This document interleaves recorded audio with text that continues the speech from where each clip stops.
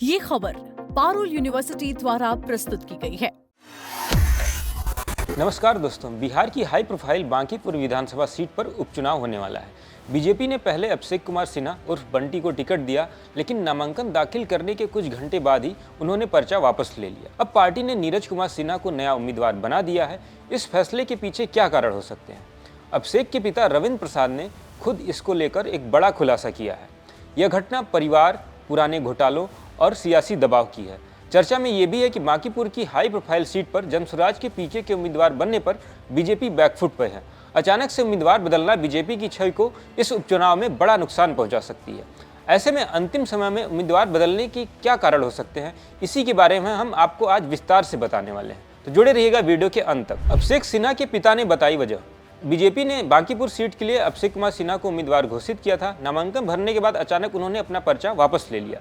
Press conference में अभिषेक ने पारिवारिक परिस्थितियों को वजह बताया था, तो वहीं बीजेपी प्रदेश अध्यक्ष ने कहा कि ये जो भी वजह बताई गई है वो सबके सामने है। लेकिन राजनीतिक गलियारों में इस फैसले पर खूब चर्चा हो रही है। लोग पूछ रहे हैं आखिर असली वजह क्या थी। ऐसे में अभिषेक सिन्हा के पिता रविंद्र प्रसाद ने खुलकर बात की।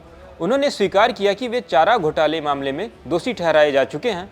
अभी वे हाई कोर्ट में अपील लड़ रहे हैं और जमानत पर बाहर हैं। रविंद्र प्रसाद कहते हैं कि बेटे को टिकट मिलते ही उनके पुराने मामले को फिर से उछाले जाने लगा। इससे पार्टी पर अनावश्यक दबाव बन रहा था। उन्होंने संकेत दिया कि उनके बेटे के खिलाफ सुनियोजित माहौल बनाया जा रहा था। पिता पुत्र दोनों का कहना है कि परिवार की वजह से बंटी को मैदान से पीछे हटना पड़ा। चारा घोटाला का बात जो है सही है। उसमें हम आरोप ने हमको दोषी करार किया गया है, ये भी सही है। और हम हाई कोर्ट में अपील किए हुए हैं और हम फिर बेल पर हैं। अच्छा, आप अपील करके बेल में हैं। तो आपको क्या लगता है कि इन सब बातों को उनसे जोड़ना चाहिए था, या जो भी बातें जोड़ नहीं, जब हम आरोपी हैं तो बेटा हमारा बेटा निर्दोष है। हाँ, हमारा बेटा जो है निर्दोष है, उसका कोई आरोप नहीं है। तो क्या लगता है क्या वजह है उनके जो है इस तरीके की बातें जो है आगे कहने को लेकर? माँ बाप को इमेज बचाने के ख्याल से उन्होंने अपना नामांकन वापस लिए हैं। अच्छा, इसके पीछे कोई दबाव भी था? नहीं, कोई दबाव नहीं। क्या कोई साजिश लगती है आपको इसके? नहीं, कोई नहीं। माने कि इमेज बचाने को लेकर के, बदनामी से बचने को लेकर के बस उन्होंने नामांकन? हाँ, सही है। और ये बताइए कि जो पैसों की बातें की जा रही है चारा घोटाले में, कि बहुत सारे पैसे जो है घोटाले में, ये उन सब बातों पर क्या कहिएगा? ये जो रिकॉर्डेड है 11 साढ़े 11 लाख का केस है, तो रिकॉर्डेड हाई कोर्ट में लंबित है, वो देखने का चीज़ है।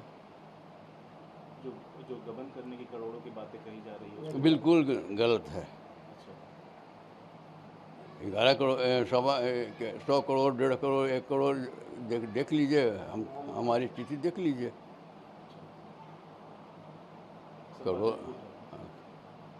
करोड़ों का आदमी रहेगा जो ऐसे रहेगा। अच्छा, क्या लगता है कि जो दबाव उन्होंने महसूस किया, ये दबाव उन पर पड़ना चाहिए था कि नहीं पड़ना चाहिए था? नहीं, हम कहा ना कि हमको अपना माँ बाप की इज्जत बचाने के ख्याल से उन्होंने समझा कि उचित समझा कि हम अपना नामांकन वापस ले लें, ताकि किसी प्रकार का बाद में अथी नहीं हो।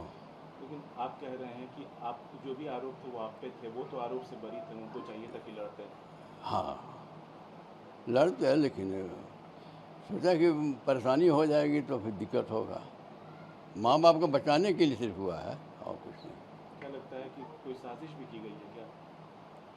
अब हम कैसे कहें, हम इसके बारे में कुछ नहीं कर सकते हैं। दबाव था मतलब? नहीं, दबाव नहीं था, कोई दबाव नहीं। सिर्फ उन्होंने इमेज को सोचते हुए बस सिर्फ इमेज बचाने के लिए। तो मतलब कि आपसे उन सब चीज़ों को उनसे नहीं जोड़ना चाहिए था, जो चीज़ आपसे जुड़ी हुई है? नहीं होना चाहिए था, बिल्कुल सही कह रहे हैं। अलग रहना चाहिए था। हाँ, आप क्या चाहते हैं अभी?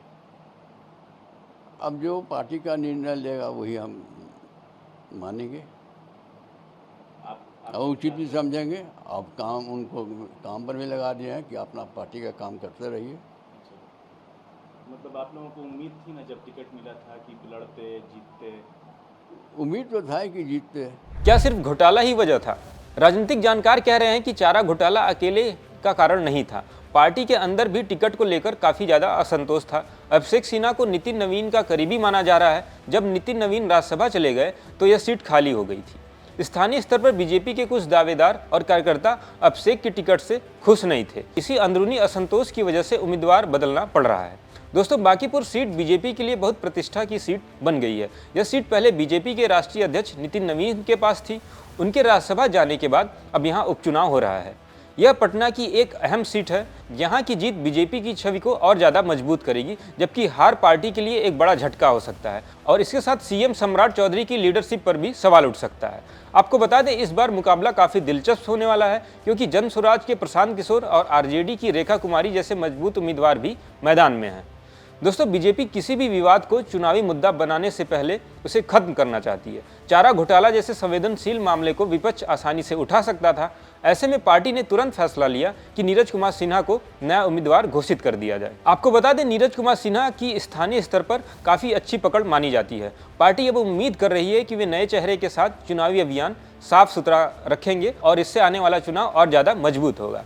इस पूरे मामले ने बिहार की राजनीति में खूब हलचल मचा रखी है। कुछ लोग कह रहे हैं कि बीजेपी ने सही समय पर सही फैसला लिया, तो वहीं कुछ का मानना है कि टिकट वापसी से पार्टी की छवि को थोड़ा नुकसान पहुंच सकता है। अभिषेक सिन्हा के समर्थक निराश हैं, लेकिन पार्टी कार्यकर्ता अब नए उम्मीदवार नीरज सिन्हा के साथ जुड़ने की कोशिश में लग गए हैं।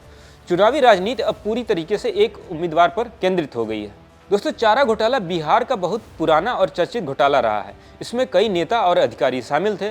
रविंद्र प्रसाद का नाम भी इसमें शामिल है। हालांकि वे कहते हैं कि वे निर्दोष हैं और कोर्ट में लड़ाई लड़ रहे हैं।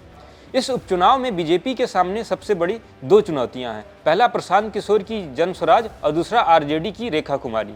दोनों ही उम्मीदवार अपने अपने तरीके से मजबूत दावेदार हैं। प्रशांत किशोर विकास और युवा मुद्दों पर जोर देंगे, जबकि आरजेडी जाति समीकरण और पारंपरिक वोट बैंक पर भरोसा करेगी। बीजेपी को इन दोनों से सख्त टक्कर मिलने की उम्मीद है। अब सारा फोकस नीरज कुमार सिन्हा पर है। अगर वे अच्छा प्रदर्शन करते हैं तो बीजेपी की छवि और ज़्यादा मजबूत होगी। वहीं अगर उनकी हार हुई तो पार्टी को फिर से रणनीति पर सोचना पड़ेगा। बांकीपुर उपचुनाव बीजेपी के लिए सिर्फ एक सीट का नहीं, बल्कि एक प्रतिष्ठा का सवाल भी बन गया है।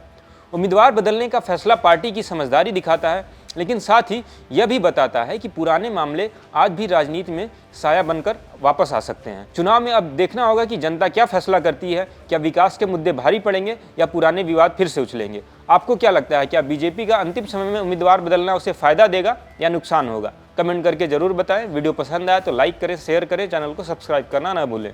ऐसी और जानकारी के लिए देखते रहें दैनिक जागरण।